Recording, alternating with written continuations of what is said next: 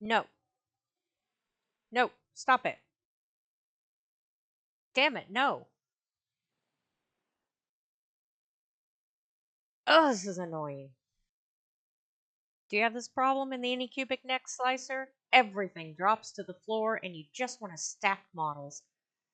Let's fix it. Hi, Fee here. So, this is a common problem with the Anycubic Next slicer, probably other slicers, but this is the one that I use. I want to stack this mermaid on top of this disc.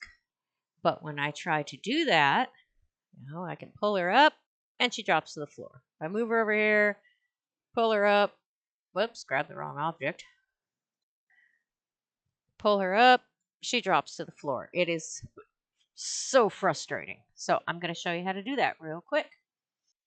So what you want to do is hold down Shift, select both objects, right click, and assemble.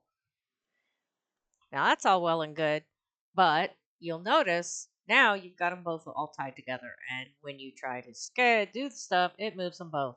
What the fuck? So over here, you want to select the mermaid. And me, I want her centered. So so this is such a pain in the ass. I'm going to select the mermaid, which is just her.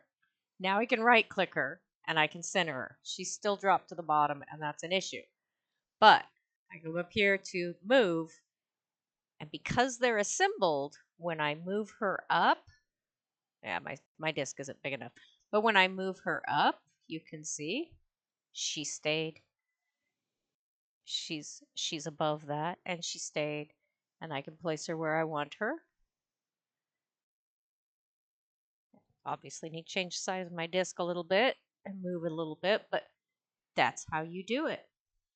The trick, I can move her anywhere I want. She's still above the build plane. The trick to it is when you assemble them, select objects right here. See, global objects. You want on objects, select the object over here, not on the build plate, over here. And then you can move her however you want her. And she won't drop to the build plate.